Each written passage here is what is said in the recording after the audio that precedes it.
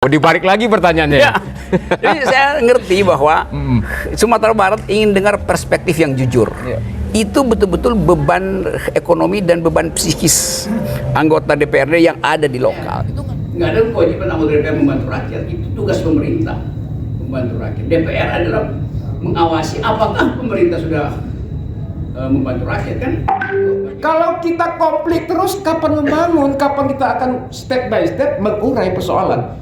Ini gitu loh Bang Rocky. Nah kalau seandainya pemikiran Bang Rocky, saya pikir ini justru menjadi destroyer juga bagi sebagian. Setiap orang punya dasar etis yang sama untuk mewakili orang lain. Kalau yang terbukti Hidayat, saya bilang oke, kan saya percaya Hidayat sama pikiran saya tentang demokrasi dengan saya pikiran tentang demokrasi. Jadi dianggap semakin besar baliho semakin besar otaknya. Enggak, semakin besar baliho menunjukkan otaknya kecil. Betul, serius saya. Kalau otaknya besar, dia percaya otak saya besar, ngapain saya pasang baliho? Demokrat. PKS senang nih.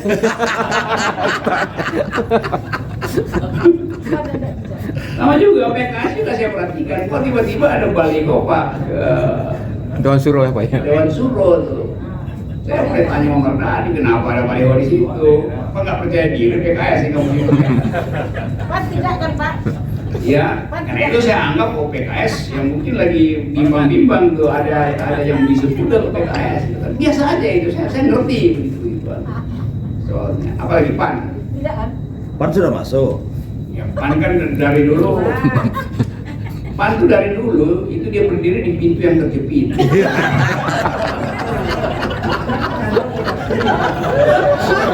Izin Pak Rocky.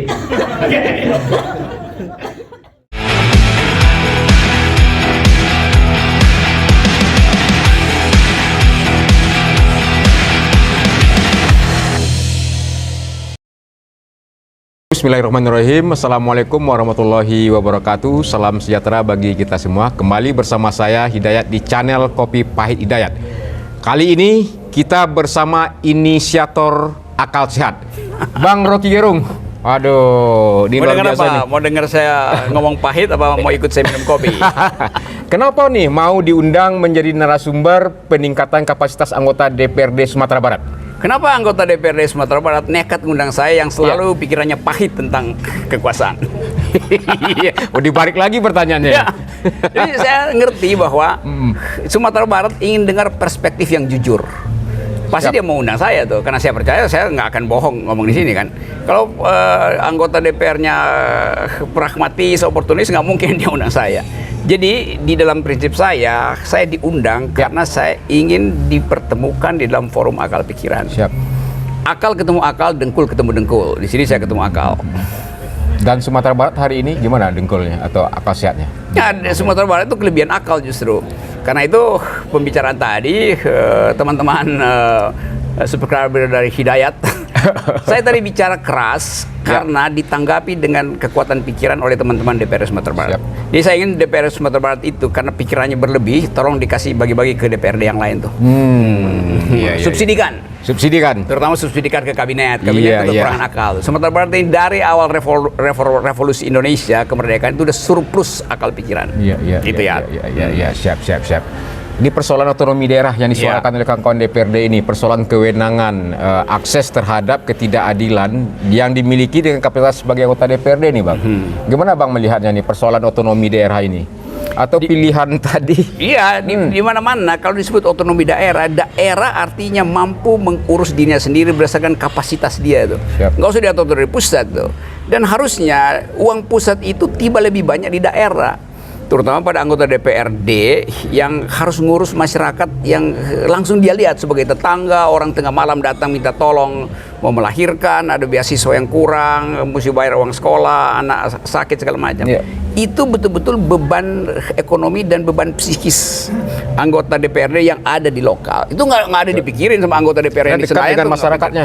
Ya justru itu, karena kedekatan dengan publik, maka mestinya biaya yang disebut reses segala macam mestinya tumpah semua ke daerah pada anggota DPRD. Bukan orang pusat DPRD RI yang datang ke sini buat foto-foto terus bilang udah kunker. Nggak ada. Kunjungan kerja artinya mengunjungi hal yang konkret yang dia pahami. Siapa yang pahami itu? Ya mereka yang sehari-hari bergaul dengan rakyat.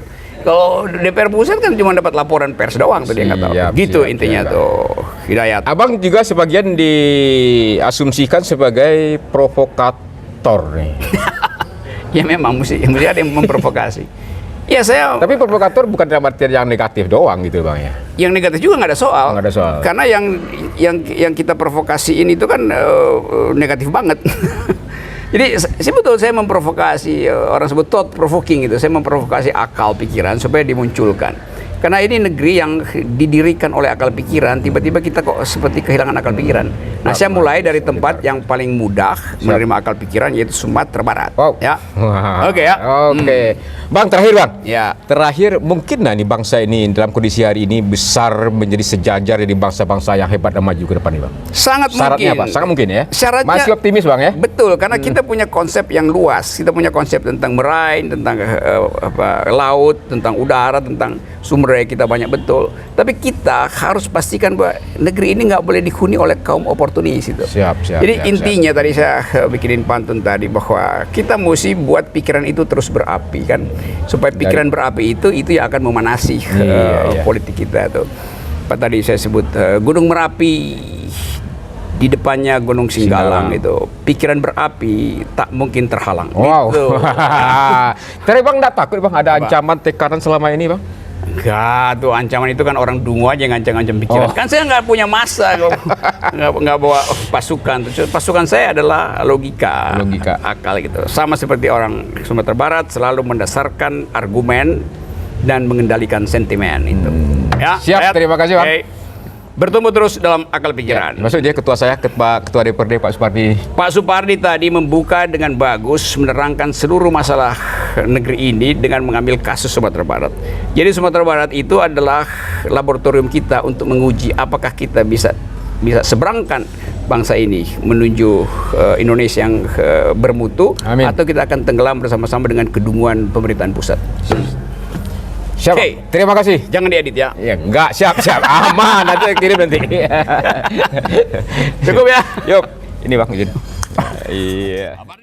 Oligarki itu berlanjut karena PCR udah keburu diimpor, masih banyak stok, jadi dipakai segala macam cara agar supaya PCR itu terdistribusi. Bukan terdistribusi karena sifat sosialnya, tapi karena kepentingan bisnis. Itu soalnya. Nah, saya balik pada keadaan tadi yang tetap saya rumuskan, ada keresahan di Sumatera Barat. Apakah itu khas Sumatera Barat? Bukan, itu khas Indonesia yang secara sistemik tidak mampu untuk membekali local politics dengan kepercayaan. Jadi selama pusat mencurigai terus politisi lokal, seolah-olah politisi lokal nggak efisien, nanti macam-macam korupsi karena dianggap bahwa mungkin selama periode 2 tahun ini udah 2 digit koruptor yang ditangkap oleh KPK. Tapi publik tetap menganggap bahwa ini semua sinyal dari pusat, bahwa pusat nggak mampu untuk mengaktifkan yang disebut politik yang berakal sehat. Jadi impactnya nyampe ke daerah. Itu yang saya anggap nggak fair. Padahal sebetulnya kebijakan partai itu yang dipakai sebagai pedoman politik di daerah. Kebijakan pusat itu yang dijadikan asumsi bagi anggota DPRD untuk meraba-raba apa kira-kira arah kebijakan DPR pusat. Jadi sekali lagi itu poinnya. Nah, silakan ajukan hal yang bisa membuat kita membayangkan bahwa Indonesia di dalam 2,5 tahun ke depan itu bisa dihasilkan ulang berdasarkan kalkulasi real di daerah. Itu lebih penting. Kalau di pusat kan udah selesai, kita tinggal nuntut perubahan presidensial threshold, perubahan undang-undang pemilu, perubahan sistem pemilu itu dibicarain setiap hari dalam talk show di Jakarta. Yang kurang dengar adalah apa intinya menjadi politisi di tingkat lokal gitu. Politisi tingkat lokal itu basah dengan problem nyata apa yang harus dipertengkarkan, sehingga sebetulnya politisi lokal melakukan semua hal yang seharusnya juga tugas dari eksekutif. Dan DPRD kan akhirnya juga ngomong rakyat, yang sebetulnya bukan tugas DPRD untuk ngomong rakyat, tugas eksekutif buat ngomong rakyat. Karena mereka yang kita pilih untuk ngomong rakyat. Tugas DPR adalah mewakili rakyat. Jadi mewakili rakyat supaya didengar oleh eksekutif di pusat. Bukan DPRD-nya yang mengasuh rakyat. Tugas DPR bukan mengasuh rakyat. Tugas DPR adalah menggonggong pada kekuasaan, beda-beda itu. Itu intinya. Tapi karena ada semacam kehidupan yang nggak bisa dihindari, begitu kita ketemu orang yang susah ya kita bantu akhirnya. Padahal kita anggota DPR, nggak ada kewajiban anggota DPR membantu rakyat. Itu tugas pemerintah membantu rakyat. DPR adalah mengawasi apakah pemerintah sudah membantu rakyat, kan bagian itu yang penting. Silakan kita diskusi pelan-pelan sambil memperdalam pemahaman kita terhadap masa depan bangsa ini. Jadi masa depan bangsa itu bukan sekedar urusan Senayan, urusan kita semua. Apalagi ada ancaman climate change, ada ancaman yang sangat real di Cina Selatan, ada potensi untuk kita dihack secara teknologi. Karena seminggu lalu itu 2 lembaga utama keamanan dihack. Satu adalah lembaga sandi negara yang mestinya bebas dari hacker. Kedua adalah situs Departemen Pertahanan atau BIN yang dihack. Itu bahayanya kita ada di dalam situasi yang sebetulnya situasi kita tuh rapuh betul. Kalau misalnya terjadi perang terbuka di Cina Selatan antara Amerika dan Cina, kita akan diminta oleh Amerika untuk menentukan sikap kemana, mau pro Cina atau mau pro Amerika. Kita bisa bilang ya kita bebas aktif, iya bebas aktif, bebas untuk menentukan aktif pada siapa, pada Cina atau pada Amerika, itu akan dituntut. Di dalam total war nggak ada yang bilang ya bebas aktif artinya mendayung di antara dua karena nggak bisa. Itu jadi sasaran Cina maupun sasaran Amerika, tuh. Kalau saudara perhatikan misalnya sebulan lalu Joe Biden sebagai presiden Amerika memberi sinyal pada Indonesia. Dia bilang begini, silahkan pilih Anda pro Cina atau pro Amerika. Kalau Anda pro Cina itu artinya Anda memusuhi kami itu. Dia nggak bilang Indonesia akan kami musuhi, nggak, dia putar kalimatnya. Bila Anda proksinya Cina artinya Anda memusuhi kami itu. Itu lebih berbahaya dengan mengatakan kalau Anda pro Cina kami akan memusuhi Anda. Kayak itu kalimat diplomatis yang dalam sekali. Biasanya orang sebut the enemy of your enemy is my friend. Musuh dari musuhmu adalah teman saya. Ini Joe Biden kasih sinyal itu, dan itu belum dijawab oleh pemerintah Indonesia. Nah, Pak Jokowi masih ada di G20 setelah G20 pergi ke Glasgow kemarin, dan setelah G20 dunia menganggap ya biasa aja seremoninya. Kenapa? Karena Indonesia itu memang Indonesia masuk dalam G20 bukan karena prestasi ekonominya, tapi karena skala penduduk. Kalau prestasi ekonomi mestinya Singapura yang masuk di situ, kan. Tapi Singapura negara kecil, karena itu nggak dianggap di dalam arisan G20 ini. G20 ini kan arisan doang. Jadi Presiden Jokowi tidak dipilih oleh, kan di gembar-gemborkan soal Presiden Jokowi dipilih untuk jadi pemimpin G20 tahun depan, mulai sekarang sampai tahun depan. Dia nggak dipilih. Itu memang kebagian arisan doang. Oh sekarang Indonesia, nanti besok pindah, kan pakai abjad di Indonesia, nanti pindah India. Jadi kalau kita terlalu mengeluk-elukkan seolah-olah Presiden Jokowi itu jadi pemimpin dunia, itu juga bahaya karena kita nggak tahu faktanya. Padahal cuma karena kena giliran itu. Itu intinya. Nah, dalam semua statistik Indonesia itu di bawah. Dari 20 negara itu ya Indonesia ada di situ, tapi semuanya nomor 3, nomor 4 dari bawah tuh. Soal GDP, soal seluruh indikator makro tuh.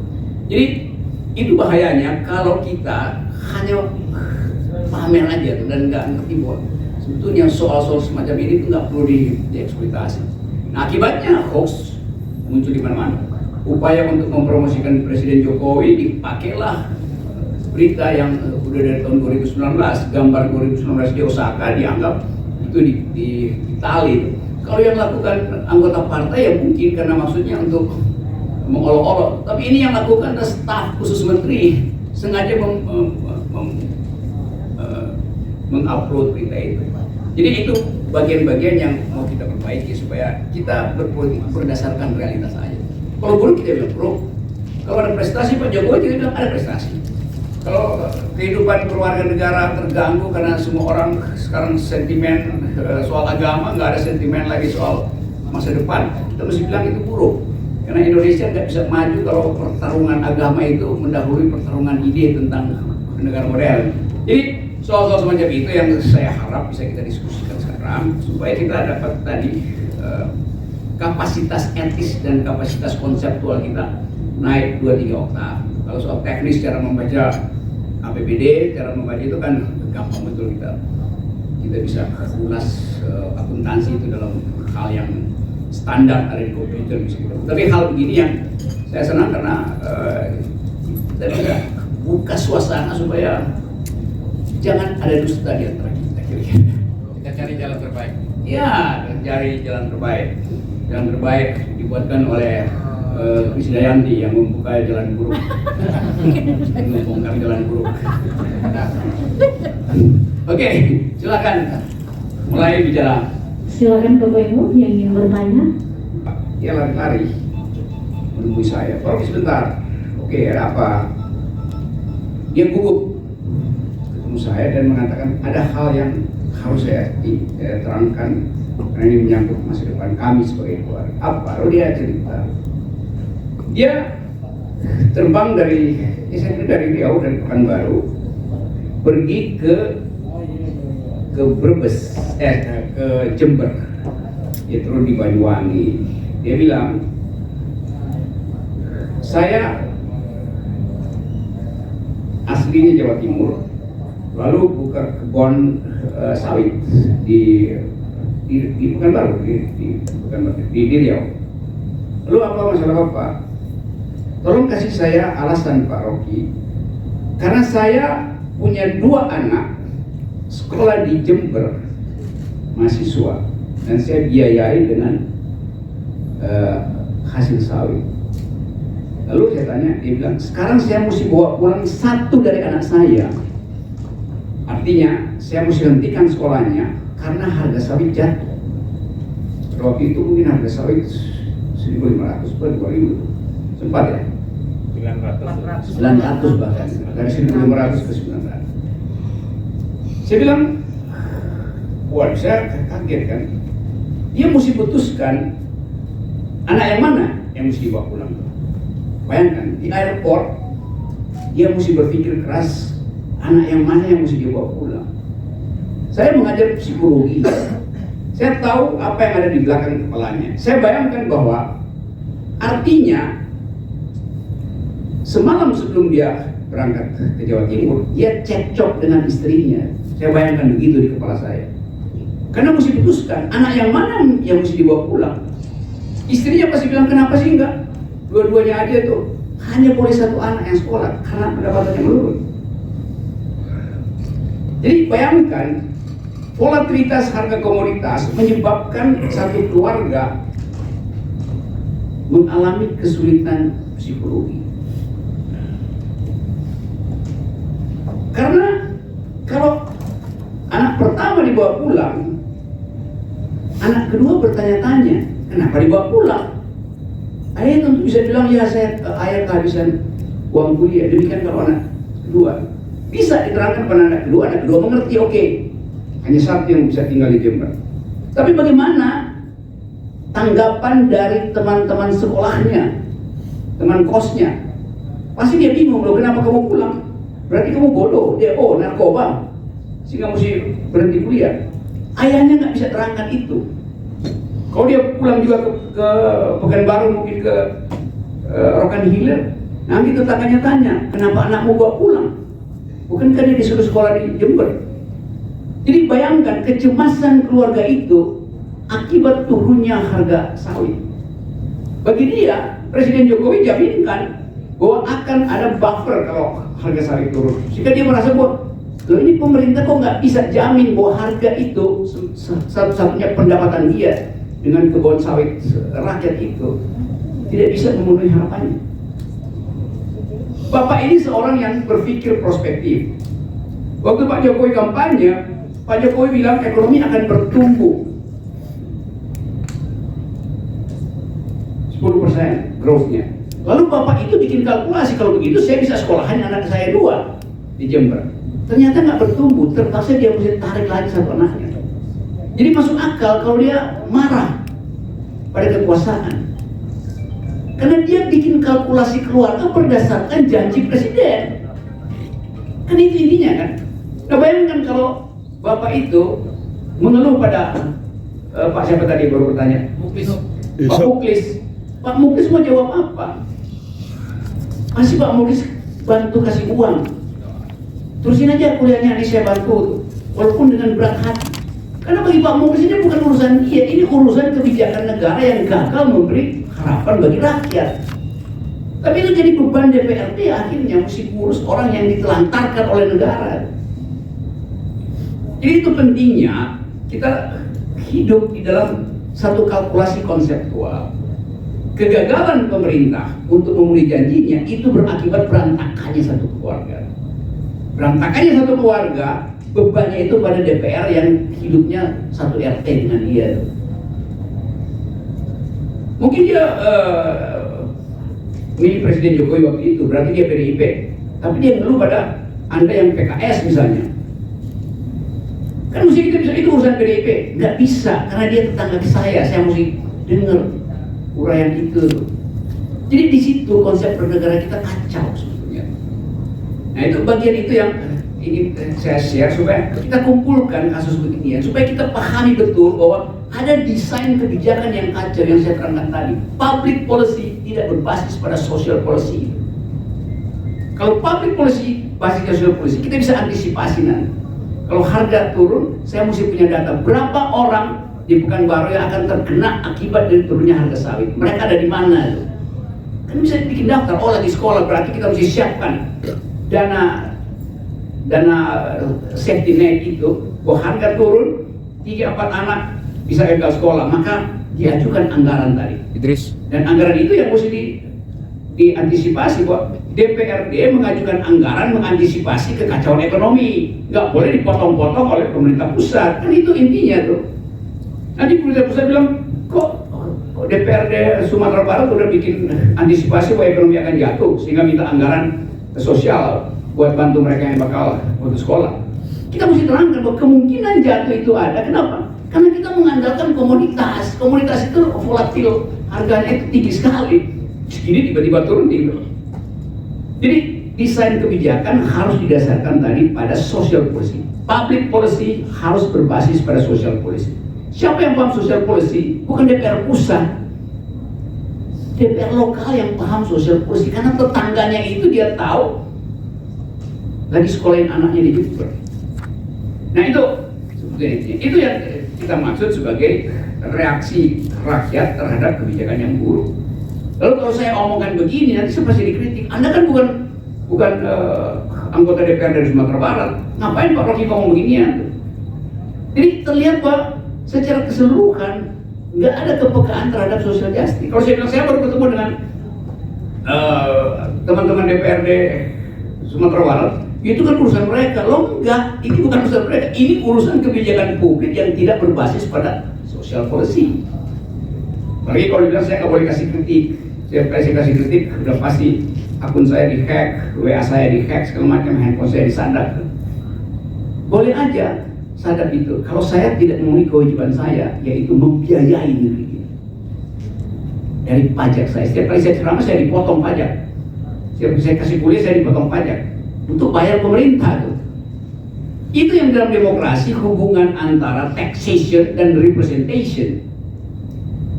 No representation without taxation. Karena saya bayar pajak, maka saya minta suara saya didengar oleh pemerintah. Karena saya membayar pajak. Jadi poin itu yang saya kira bagus sekali. Itu yang saya sebut sebagai kapasitas etis kita harus kuat supaya kita bisa berduel dengan argumen-argumen dungu dari kekuasaan. Itu poinnya. Saya terangkan ini sebagai uraian akademis. Dayat silakan. Baik, izin.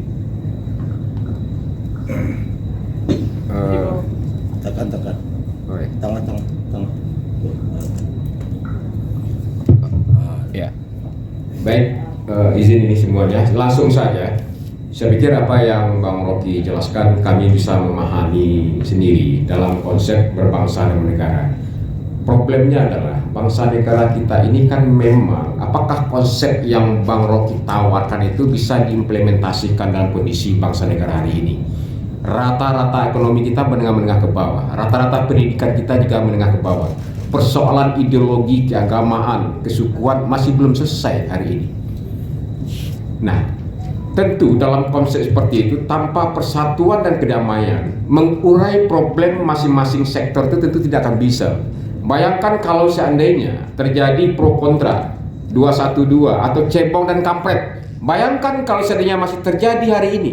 Apa yang bisa dibuat oleh pemerintah? Kami dari DPRD di samping juga langsung menyelesaikan berhadapan dengan persoalan masyarakat. Betul, kita tidak membantu. Ini konsekuensi dari demokrasi liberal. Kita datang kadang-kadang ya, kalau Wani Piro nggak ada kepilih, kita butuh suara. Itu fakta sosial politik hari ini, Bang Rocky gitu. Konsep ideal, konsep oposisi pemikiran yang ada Bang Rocky di negara-negara yang maju pendidikan ekonominya saya pikir tepat.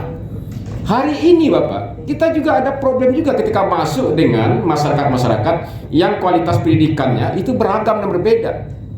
Tetap material menjadi indikatornya begitu. Nah, ketika kita berkelahi terus bagaimana mau akan membangun? Yang ini saya katakan adalah konsep bernegara dan berbangsa ini juga sedikit setback sedikit. Kenapa ketua-ketua umum itu gabung dengan pemerintahan misalnya? Resiko asas manfaat dan mudarat.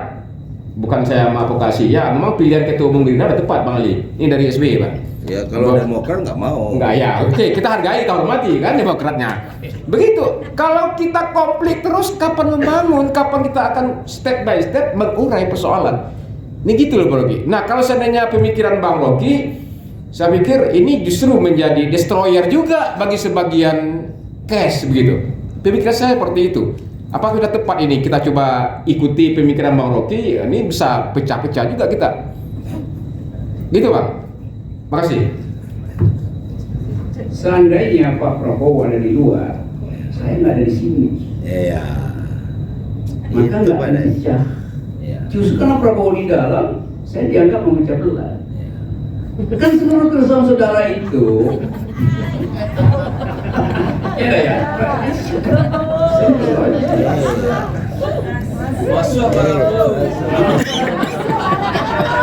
Lihat Demokrat tetap di luar. Prabowo di dalam. Nah, itu artinya kita nggak ngerti apa itu demokrasi. Kalau tadi Daya bilang iya kita uangnya, iya justru karena uangnya nggak cukup, cerdaskan dulu rakyatnya, bangun jalan pikiran, tunda jalan tol, kan itu trade off ya kan. Lain kalau duit kita banyak bikin jalan tol sama-sama dengan jalan pikiran. Kalau sekarang dibilang masyarakat nggak paham, ya memang karena pemerintah nggak mau bagi pengetahuan dengan alokasi pendidikan yang besar itu. Sibuk bikin infrastruktur, padahal nggak ada yang peduli infrastruktur itu. Sebagian besar mangkrak udah. Jadi itu intinya. Yang kedua, kalau kita belajar asal usul demokrasi itu, di Athena dulu 25 abad lalu, anggota DPR itu nggak dipilih, diundi aja. Yang terundi dia diutus ke DPR. Kenapa diundi? Karena anggapan bahwa setiap orang punya dasar etis yang sama untuk mewakili orang lain. Kalau yang terundi Hidayat, saya bilang oke, karena saya percaya Hidayat sama pikiran saya tentang demokrat dengan saya pikiran tentang demokrasi, jadi silakan Hidayat. Jadi nggak ada gontok-gontokan partai diundi. Artinya kemerataan akalnya sama itu. Ini nggak ada keberatan akal sehingga mesti pakai baliho itu. Ngapain? Mau jadi pejabat publik pakai baliho, pakai otak dong, jangan pakai baliho. Jadi dianggap semakin besar baliho semakin besar otaknya. Enggak, semakin besar baliho menunjukkan otaknya kecil. Betul, serius saya. Kalau otaknya besar, dia percaya otak saya besar, ngapain saya pasang baliho? Kan itu intinya. Berarti capres pada nggak punya. Dia takut nggak kepilih, karena orang. Jadi maksudnya kan, ya dia supaya kepilih wajahnya mesti kelihatan, lalu dipermaklah wajahnya tuh, yang udah reot dibikin masih muda itu. Pas ketemu aslinya kaget. Iya itu kan. Apalagi balihonya tinggi-tinggi, IQ-nya rendah. Bagaimana coba? Padahal politik mesti diasuh dengan pikiran. Jadi memang dari awal saya bilang saya akan bicara ideal gitu, supaya kita bisa tuntun rubah cara berpikir. Gitu, ya. Jadi terima kasih Hidayat. Karena kita bisa tahu bahwa oke, memang ada kemarahan, tapi tentunya saudara Hidayat nggak bisa marah, karena kalau dia marah ya nanti dia marahin Pak Prabowo. Iya, betul. Jadi tahan aja marahnya. Iya. Makanya jangan marah-marah. Gitu, dibikin Ini juga senang. Demokrat. PKS senang nih.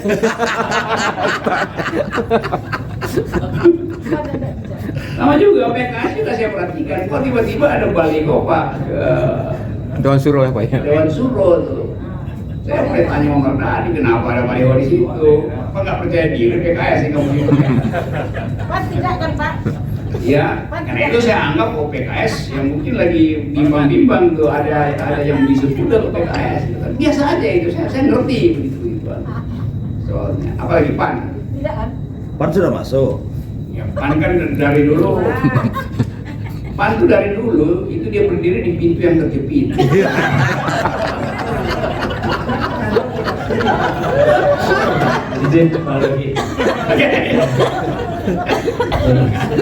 Ya,